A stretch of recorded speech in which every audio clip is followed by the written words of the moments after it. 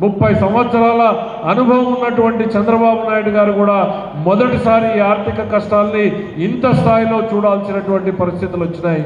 10 లక్షల కోట్లకు దాటినటువంటి అప్పులు, 14,000 నుంచి 1,30,000 కోట్లకు పైగా పెండింగ్ బిల్లులు, మనకు వచ్చేటువంటి ఆదాయం ఎంత, మనం తీర్చాల్సినటువంటి అప్పులు ఎంత అని చూస్తే ప్రతి సంవత్సరం కూడా మనకు వచ్చేటువంటి ఆదాయం ఏదైతే ఉందో కేవలం జీతాలు ఇవ్వడానికి, గత ప్రభుత్వం తెచ్చినటువంటి అప్పుల వడ్డీలు కట్టడానికి మాత్రమే సరిపోతా ఉంది. 1 రూపాయి కూడా మిగలడం లేదు అన్నటువంటి విషయాన్ని సందర్భంగా చెప్తా ఉన్నాం. ఆర్థిక మంత్రిగా రాష్ట్ర పరిస్థితిని చెప్పాల్సినటువంటి బాధ్యత ఉంది.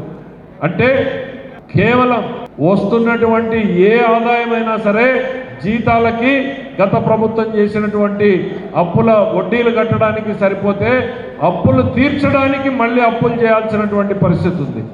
ఇంకా ఆసుపత్రులు ఏం నడపాలి, మరి అంగన్వాడీ సెంటర్లు ఏం నడపాలి, ఇవన్నీ కమిటెడ్ ఎక్స్పెండిచర్ అంటారంటే ఏది చేసినా చేయకపోయినా ఇవన్నీ కూడా నడపాలి. మరి వీటన్నిటికీ కూడా అప్పులు చేయాల్సినటువంటి పరిస్థితి వచ్చింది.